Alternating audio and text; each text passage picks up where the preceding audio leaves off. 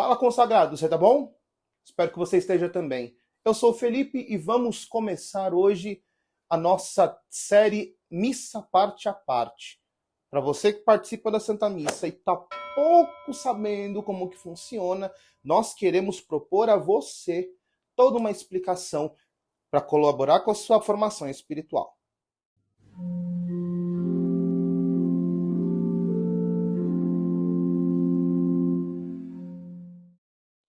Hoje nós vamos iniciar a nossa formação com uma pequena introdução explicando o sentido espiritual da Santa Missa. Porque não adianta nada você pensar em todas as partes da missa se você não entende em geral o que é isso.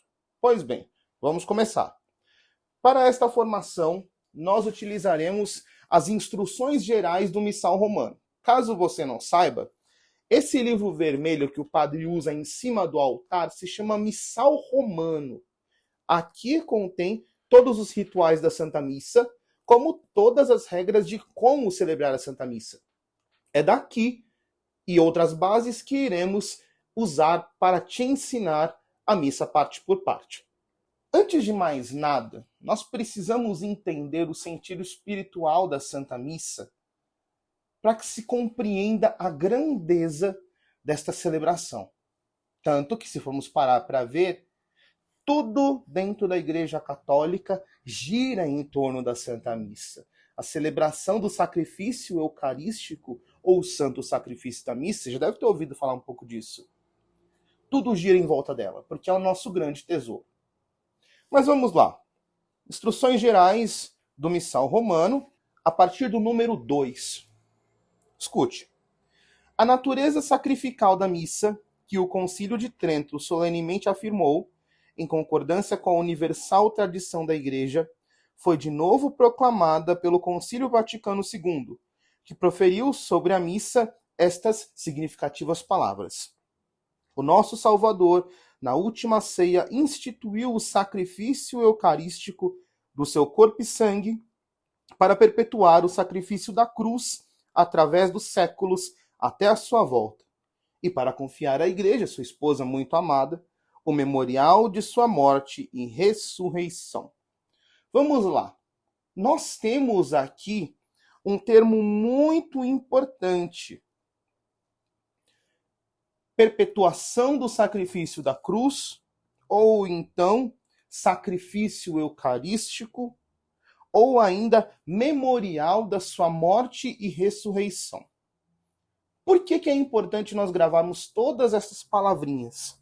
Porque nada mais, nada menos que a Santa Missa é do que a atualização, ou um termo que usava o finado Dom Henrique Soares da Costa, presentificação do sacrifício da cruz na Santa Missa.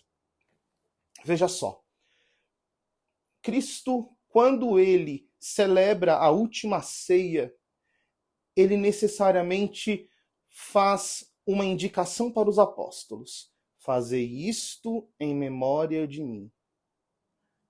Palavrinhas muito curtas, mas com um peso muito grande, porque nosso Senhor, ao mandar os apóstolos fazerem aquilo em memória dele, quer dizer que aquela cerimônia da última ceia não era uma vez só. Teria que acontecer várias vezes. Caso você se recorde, após esta última ceia, Cristo vai ao Monte das Oliveiras e ali é preso e inicia a paixão e morte de Nosso Senhor. Portanto, aquela última ceia necessariamente introduziu todo o sacrifício de Nosso Senhor, de forma que todas as vezes que se celebrasse aquela ceia, estaria acontecendo um único sacrifício, o sacrifício de Jesus na cruz. Ainda diz a instrução geral: o que o concílio ensinou com estas palavras encontra-se expresso nas fórmulas da missa. Com efeito, a doutrina expressa concisamente nesta frase do sacramentário de São Leão Magno: todas as vezes que se celebra a memória deste sacrifício, renova-se a obra da nossa redenção. É desenvolvida clara e cuidadosamente nas orações eucarísticas.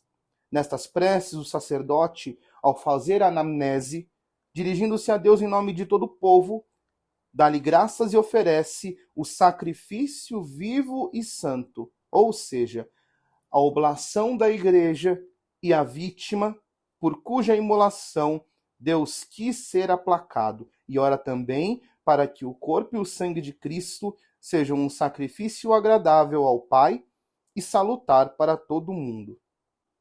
Esse ponto é muito importante, porque quando nós falamos de sacrifício de Cristo, nós não falamos somente numa presentificação da cruz, que toda a missa é o único sacrifício de Cristo na cruz.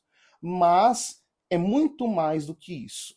Veja, na Santa Missa, Cristo ele é oferecido ao Pai pelas nossas mãos, pela mão do sacerdote, em vista da compensação dos nossos pecados. Portanto, uma coisa muito importante, aquelas mesmas graças que aconteceram naquele ano 32, 33, acontece plenamente a todo momento, a cada Santa Missa.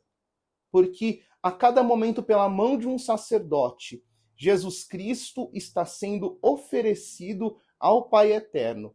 E muito mais, Jesus Cristo está sendo oferecido imolado. Nós vamos entender mais para frente, quando meditarmos a oração eucarística, que necessariamente é apresentado a carne ferida e o sangue derramado de Cristo em toda a Santa Missa. Por isso que até se enfatiza a questão do sacrifício, porque nas espécies do pão e do vinho é oferecido Jesus Cristo sacrificado pela nossa salvação. Para te ajudar, inclusive, a entender um pouco mais este conteúdo, eu vou te ensinar duas palavras. Na Santa Missa, nós temos dois termos muito importantes. Em primeiro lugar, nós temos a transubstanciação.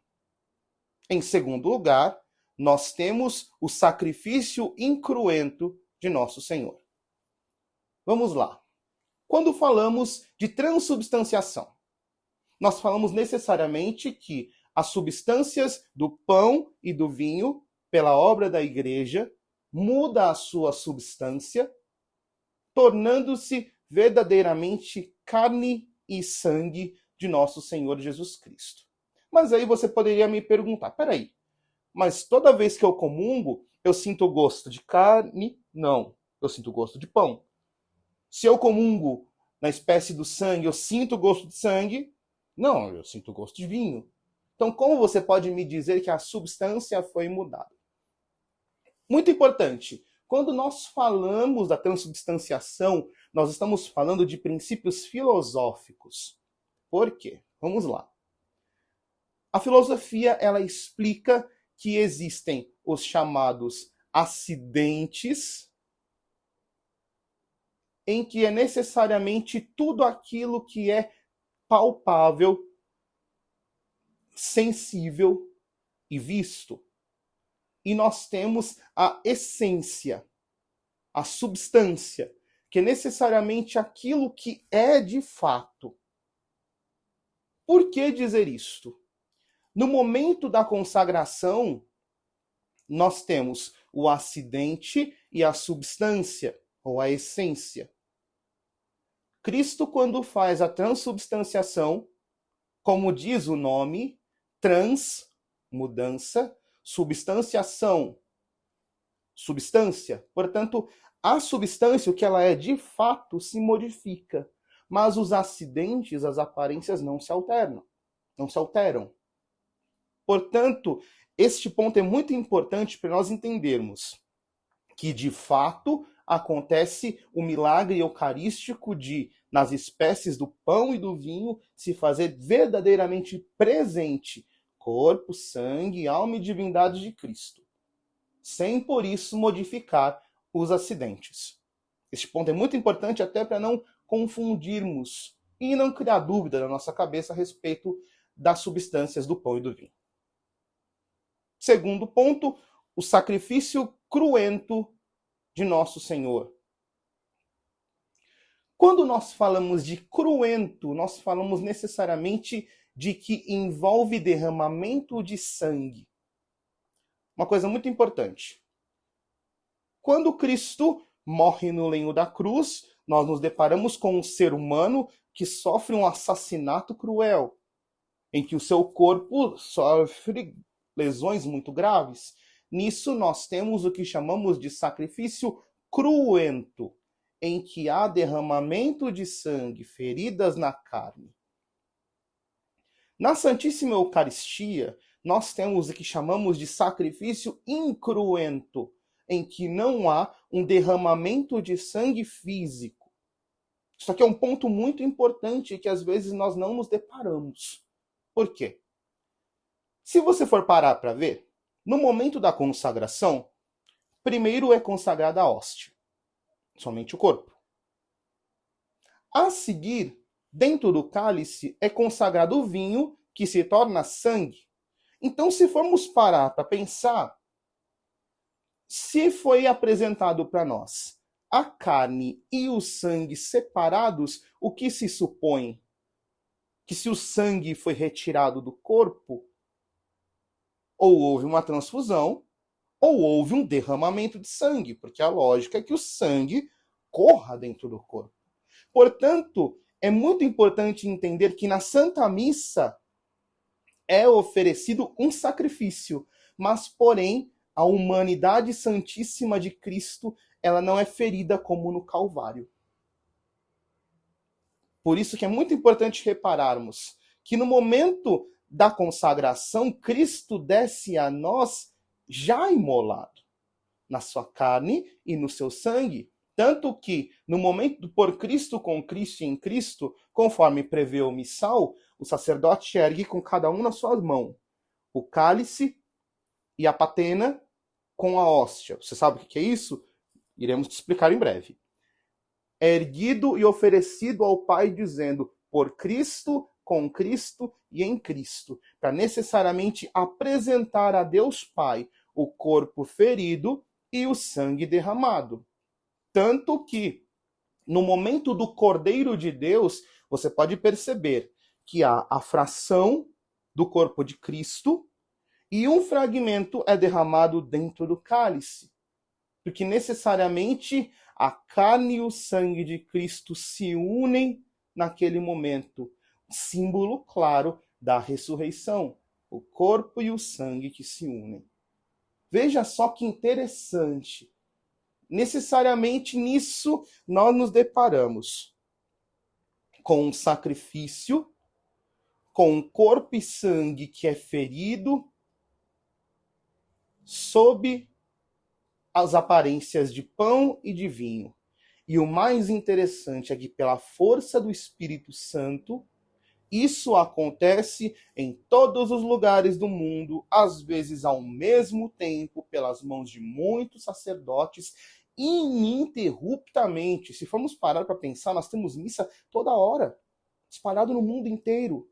Então, a todo momento, este sacrifício, ele é oferecido a Deus Pai em compensação dos nossos pecados.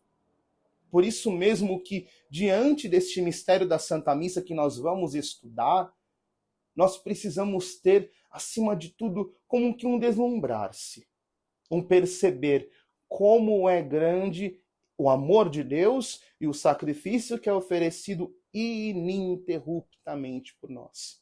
Temos diante dos nossos olhos, sobre as aparências das espécies eucarísticas, um Deus que se sacrifica de forma cruel para a nossa salvação. Com isso, nós introduzimos a nossa formação de missa parte por parte, e eu conto com você na nossa próxima formação para meditarmos e estudarmos os ritos iniciais da Santa Missa. Conto com você. Salve Maria!